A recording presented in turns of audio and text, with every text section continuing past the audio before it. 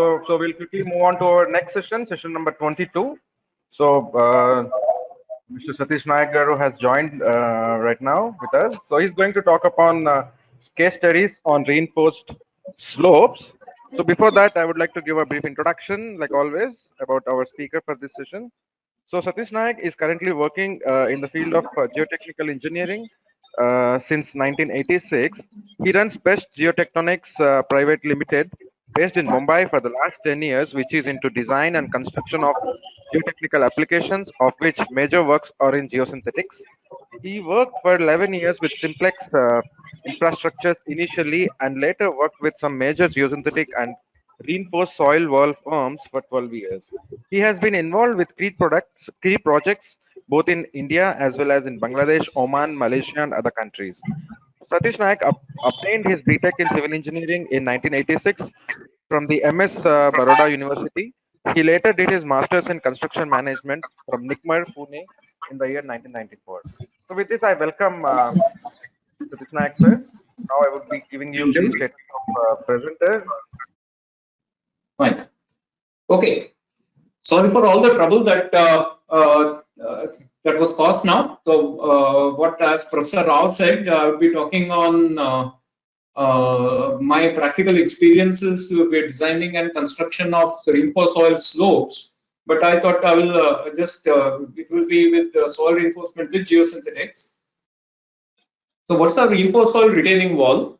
Earth retention wall, which comprises of hard-faced or discrete panels with positive connection or a dry stack modular concrete block units with frictional connection and compacted soil fill with inclusion of soil reinforcement. What are the two basic types of soil reinforcement are? One with steel and one with polymer. So in polymer, we have got either polyester, high density polyethylene, or PP, polypropylene. A little historic perspective, I just thought I would share with you. These are the ziggurats of Mesopotamia and present-day Iraq. So this is around a 30-meter high, sort of it was like a citadel there, and you can see those lines. These lines are basically the sort of a soil reinforcement done in those times with reeds that were placed as a soil inclusion, and with that, the mound was made stable. And what you see, this gentleman below is Jompe Giro, the one we consider the person who coined the term geosynthetic and geotextiles, and he who had worked on filters. So you can see a detail he has shown himself. The reeds which can be seen within. So this is around more than 2,500 years back. This was being applied. Similar ones have been used on the Great Wall of China, and also some tribal settlements I've shown here from Tanzania. And it's also, you can see where reeds are put within clay to stabilize and make huts. One demo of soil reinforcement I am sharing. If you have not seen with the other presenters, I thought I'd share with you. This is courtesy Strata, for whom I had worked earlier.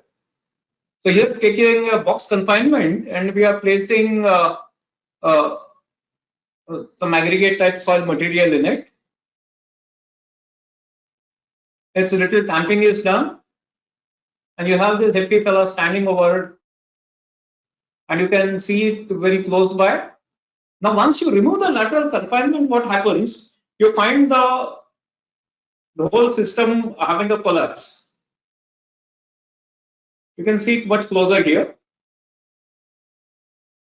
So again, this thing, as the demonstration is done with inclusion of soil reinforcement, like a geogrid used in this case. The same procedure. So what do you see here now? We observe that except for the surface unraveling on the sides, rest, the system is stable. The system doesn't have a problem. You can see even the gentleman standing is able to stand properly. A close-up of the same, where you can see that only the surface unraveling has taken place. To take it further, he takes a thing makes a small ramp, and he places a heavy SUV over it. So this also shows that a little higher load also the system is stable. So this is a sort of a simple experiment to give an idea of how a tensile inclusion placed within the soil mass makes it stable. So what are the types of soil reinforcement? We have the ribbed steel strip, the welded steel mesh. We have the uniaxial geogrid. We have the polymeric strap. And in some cases, woven geotextiles are also being used for GRSs, which has not much come to India. And what are the soil retention systems? We have got the segmental block wall. We have got the panel-faced wall. We have the mesh-faced wall. And we have got the stabilized slopes. The early projects which came in India around more than 20 years back, which I was fortunately associated with, we had used the ribbed steel strip. So these were about 40 mm wide galvanized steel with ribbings on it and 5 mm thick, connected with bolts to the facing panel. So this has gone much out of use now, except with some projects. So it's an example of the work which was done at Mysore by me. The next in line were the high density polyethylene geogrids. These were actually what you might have heard from the other esteemed speakers, that these had certain very good characters and also certain weak characters in it too, wherein it had a property of what is called the creep, whereas it would lose its strength with time under the constant loads. And what we are now using is either we use a geogrid soil reinforcement where as a whole width with full width, or we use a geogrid strip reinforcement, making the strip of 300 mm or 250 mm strip of the geogrid. Also, using the polyester yarns, polymeric straps were developed.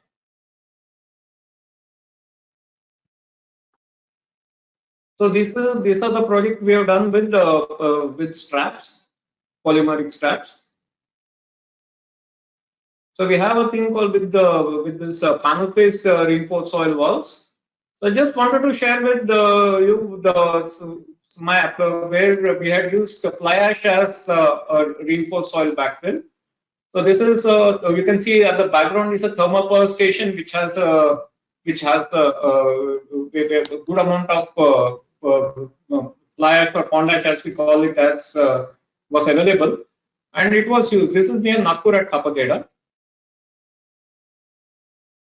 and these are the properties of fly ash, which is as per IRC SP 58.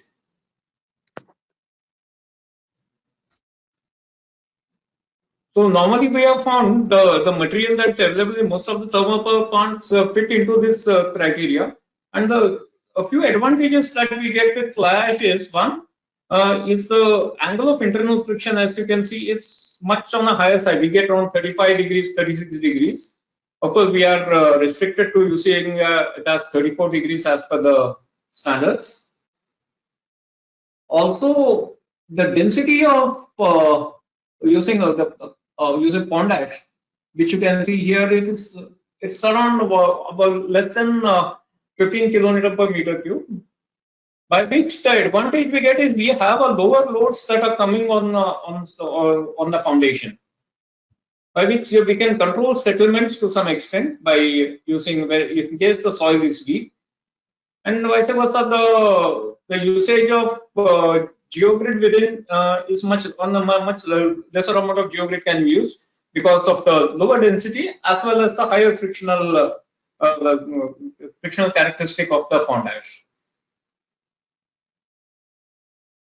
Another distinct advantage what we get with the pond ash is one can use it during the rains.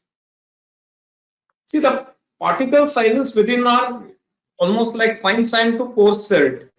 So any water that falls on it doesn't it doesn't get absorbed with it, it just flows through it.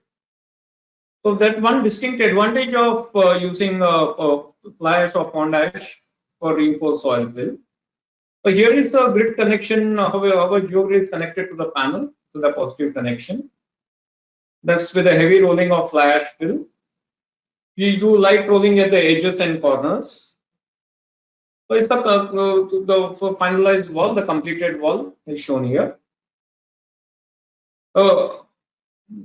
One important aspect that we look into when using pond ash or fly ash is we have to do a recheck on the filter. What we use what we call the filter media that we place just behind the casing, because there is the grain size distribution is will be much different between those two.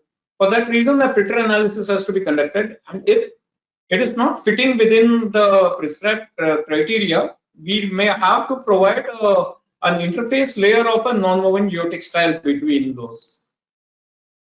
So just to show some panel projects which we did, this was one project done at Bangladesh, where a panel face wall was used.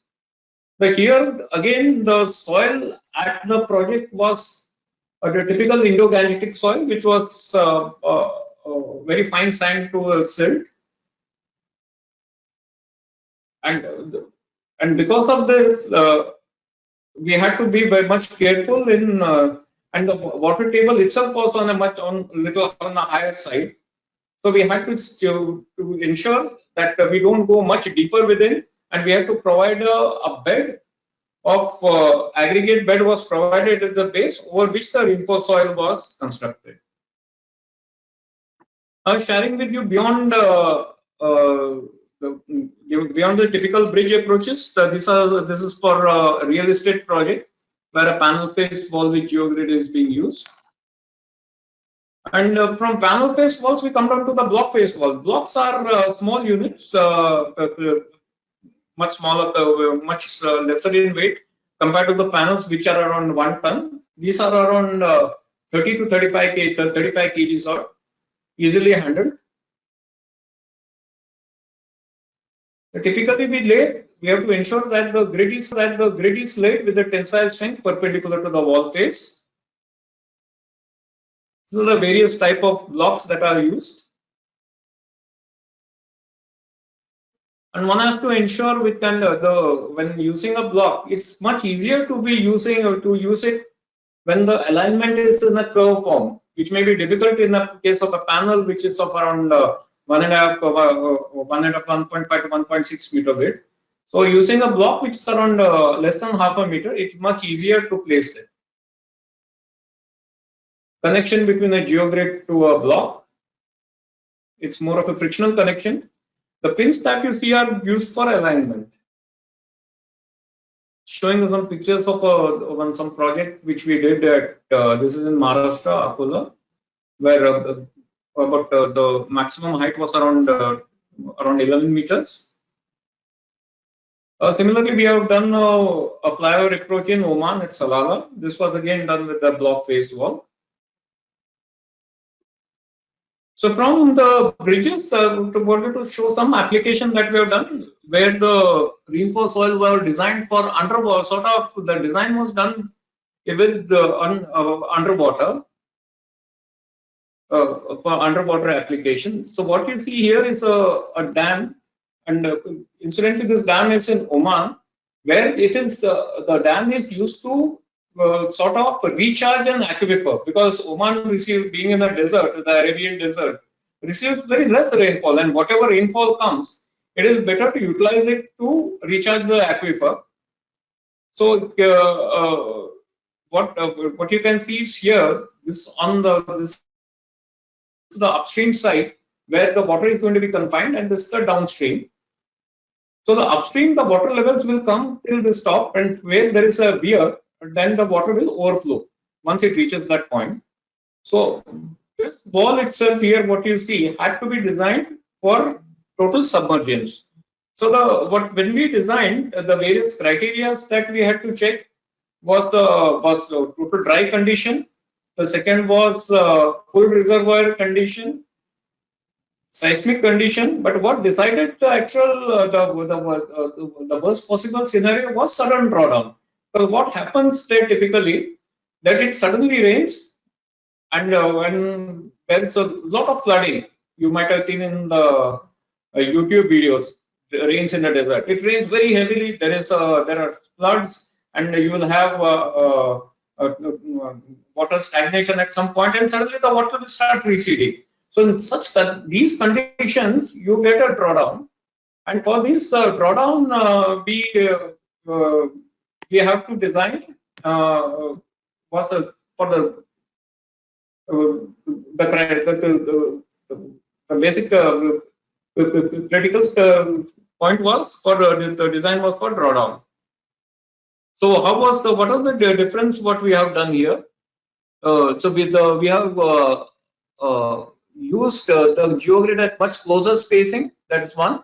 Number two, the backfill that was used was with zero fines. As you can see, the 75 micron passing is taken as zero, so that no fines would be washed out. So detailed section can be seen here, how it was done. At the rear, we had to place a geocomposite drain. Some pictures of the project under construction. So this is the finished wall. So the base is roller compacted concrete. And here you can see the upstream side where you can see even those cracks in the ground, which shows that there was water within. And here is the wall that we designed for submergence. Now one might say that yes, it has been done, and has it been tested? So I have it was tested 2 years back during the rain, and I have these pictures at the side. Here you can see the same wall which I showed you earlier 2 slides before. So there is full submergence you can see within here, and the water spilling over from the weir, from the spillway. And this is the downstream wall. The upstream wall is totally submerged. So they had the wall had no issues. It stood its design. From the land, we come to landfills now from the application for underwater. So here one can see in this landfill, which was earlier done with this is basically a industrial waste landfill where industrial chemical wastes are confined within.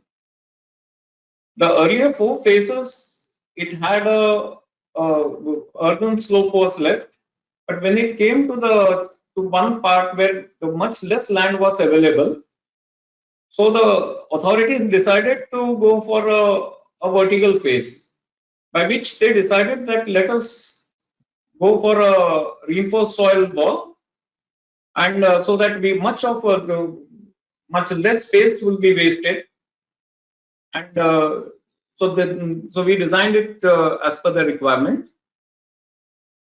So we can see the wall that is coming here all along. So this was about a 16-meter wall was done, and this was more like what one can say like a dam confining the waste within. The rear side we had kept in a slope, because as and when the waste used to be filled, it would be taken till the top. So this is the wall under construction. So here is it, and this is the way it was done. Presently, it has already been it has got filled with the waste of the chemical waste. So here you can see you can see the excavators which are placing the waste within, and the next phase has also started now.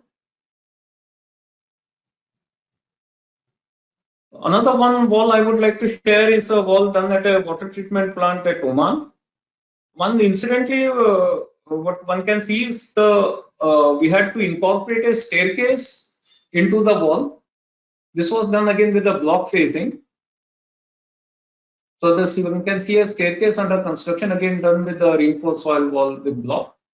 So one can see here in these photographs where after finishing the work and when the whole unit was functional. Similarly, with the staircase and multi-tier walls were done for a bungalow project at MP Valley. This is again 18-meter wall in 2 tiers was done with a vegetable patch in between. One can see a staircase also incorporated, similar to the previous project. Such walls can also be used for what we call as planter blocks, where vegetations are grown within the field, and the face is given a deep batter. Walls again for industrial project where the loads that are much heavier. For example, we have got those large trucks carrying about these are the 40-ton trucks carrying rocks, and here the stone crusher unit was to be made. So the ramp was done, and this is the wall made for a mining project at Bellary. A similar project was done outside Mumbai for a Lafarge unit, where you can see the trucks discharging these rocks. This was an aggregate crushing unit. Again done with a block face wall about 14-meter high. So some functions of a drainage aggregate. We talked about the drainage earlier. What does it do? Prevents buildup of hydrostatic pressure, prevents retaining wall from passing through the wall face, allows compaction to occur without applying large horizontal forces on the surface units, the wall units. The aggregate fills the voids in the unit in the face. So here we can see the filter, the drainage aggregate along with the drainage pipe, placing of the filter aggregate, light compaction at the face. So I thought let me talk about some failures where I have been involved on post failure. So this was a project, one what I've heard outside Bangalore, where suddenly the panel started falling off after rains. One can see that the rear the soil fill is intact. Even when I just stood there at the bottom, there was without any issue. Even though the panels would have been hanging, there's not much of a problem. Except that on close examination, we found that the panel to reinforcement connection had got sheared. Now, this is typically for this was what we call a retained soil, where the soil reinforcement is actually acting as an anchor, where a plate was kept at the rear to provide an anchored earth reinforcement, and this gives undue what we call undue stresses on the face, on the inner face of the panel. So I have a slide here which shows where you can see even the strip that was connected to the panel. You can see that the strip with the hole is intact, except the bolts had got sheared. So this was again, I thought, show something where problems can occur. Another project where we had seen a problem was where very less space was kept between the reinforced soil wall and the abutment pier. And because of that, a slight bulging of the abutment panels, it started touching the abutment pier, and because of it, that abutment pier which was not designed for any lateral earth pressure, it started getting into distress. For that reason, the whole the abutment was redone. what we call the closing wall, the closing reinforced wall. Yeah. We are talking about the mesh-faced geogrid reinforced soil walls, which basically we can divide into gabion-faced walls and the welded mesh-faced walls.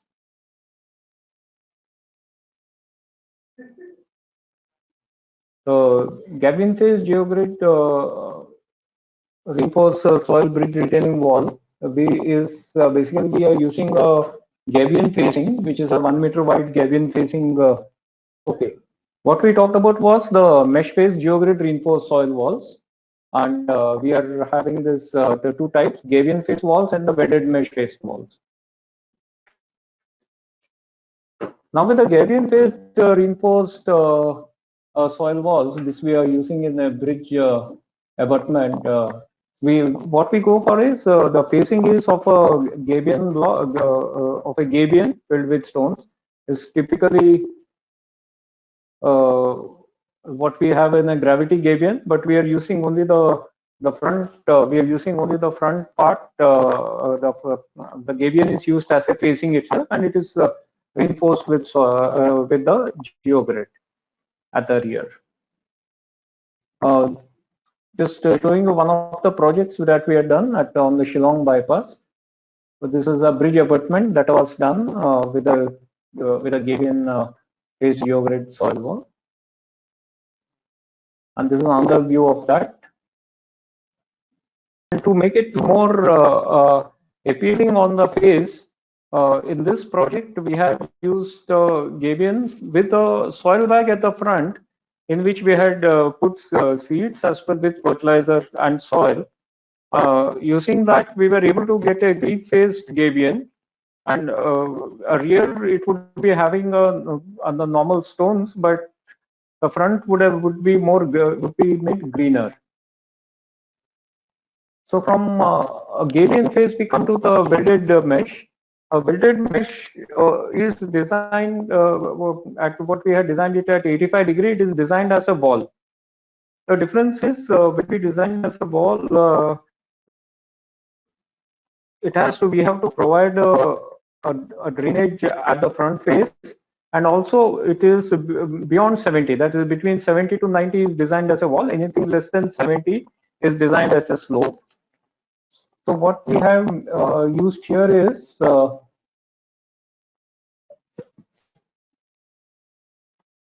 we have used the geogrid at every 800 mm, and if you see the detail out here, you can see the geogrid is given a positive connection with the steel mesh, and we are providing a filter media at which is at an average of 600, because we have got somewhere around 450 out here and 750 at the bottom, so we get at an average 600.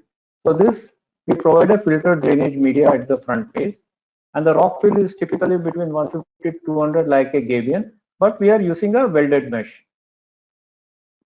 So detail of a welded mesh. So just showing you some of the under construction photos of the welded mesh walls.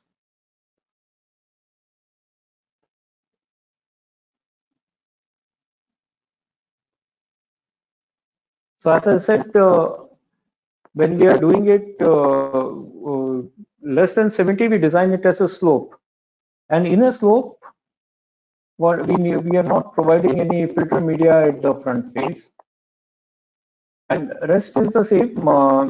It's a similar welded mesh, and by providing a soil till the front, we are able to give a green facing, and to hold the soil, we provide a coir erosion blanket at the front face.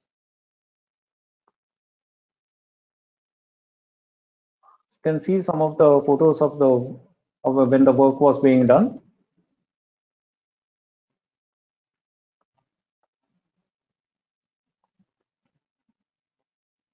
So here you can see the at this point this is the extension of the earlier 2 lane to which is being made into the additional lanes were being put. So here at this point you can see the 70-degree slope being made with the coir mat at the front face, and this we have to bring it to this upper level. some more photos of the slope under construction. And in this, one can see both gabion as well as a 70-degree reinforced soil slope under construction. So we can see a combination of a gabion wall as a toe wall plus a 70-degree reinforced soil slope and also a masonry wall. Some more under construction photographs. So from a 70-degree slope, we come to what is slopes less than 45 degrees. Slopes less than 45 degrees have to have one can go with a soft face. What you saw earlier was with a welded mesh, a steel welded mesh. Here we do what is a wraparound face. So what's in a wraparound face? We just take the reinforcing geogrid and then we wrap it around at the face. So I'll come to that detail out here. Here you can see this is the primary geogrid at every 400 mm. At every 800 mm we are providing a primary, and in between we are providing a secondary geogrid to act as a additional reinforcement for the facing. So this the primary geogrid gets wrapped around over the soil bags over which the vegetation is grown later. What we do is within these soil bags, we are placing, as we had done in the earlier cases we have shown, we are placing some fertilizer along with seeds and the topsoil for making it conducive for vegetation growth. I come back to the case we want to show. So this was a 43-meter high slope done. It was about 50 degree, and we have provided berms in between at every 10 meters.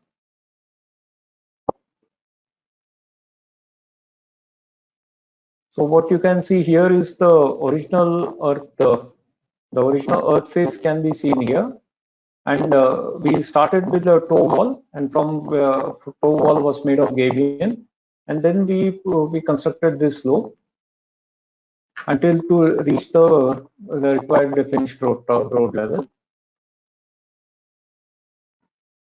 So you can see the construction of the gabion toe.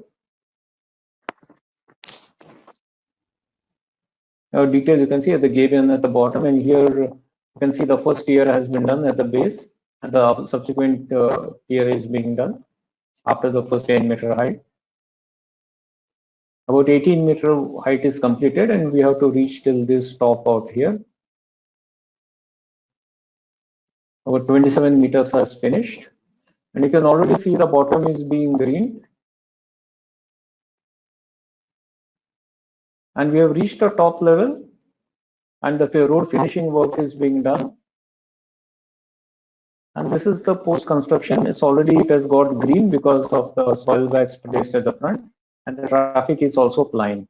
So this work was done in around 2011, and the work was completed. And we have taken a photograph in 2016. Here you can see the whole hill. It has got merged. The slope has got merged with the hill itself. It looks like a truncated hill, and it's an artificially created hill. Where you can see the slope, but totally stabilized along with the geogrid inside and with the surface vegetation on the outside. So from the reinforced slopes, we come down to locations where for short reinforced soil wall, where the space at the rear is less. Here, if you can see, if there is an existing traffic lane or we want to introduce an additional space on the top, instead of, it would be difficult to excavate the existing embankment. So what we do to shore it, we provide anchors or soil nails or rock bolts, as the case may be. And to this, we have to attach the reinforcing elements. And in this, the the thing is that we can provide for a much lesser width, we can we can provide the reinforced soil embankment because of the shoring. What we provide in the form of soil nails, etc., will resist the lateral pressure exerted by the soil at the back. So this was one example of an industrial project done at near Kolhapur. You can see. So here, this unique about it was here we have used full-size panels. So this was about 8-meter high panels, and in which we had already, when we were casting the panels, we had embedded the loops. And at the rear, you can see the space is very less. What you can see at the rear. So here we had done rock bolts, and to the rock bolts we had connected the reinforcing geogrid in order to get this to stabilize this space here. So once these panels were erected, we connected it through with geogrid, and once we placed the earth fill, so we got a stable system at this phase. So here you can see a more detailed sketch of that. So one can observe that we can take it as much as less as 0.3 times the height at the base. And except at the top, we need a little on the higher side for the pull-out.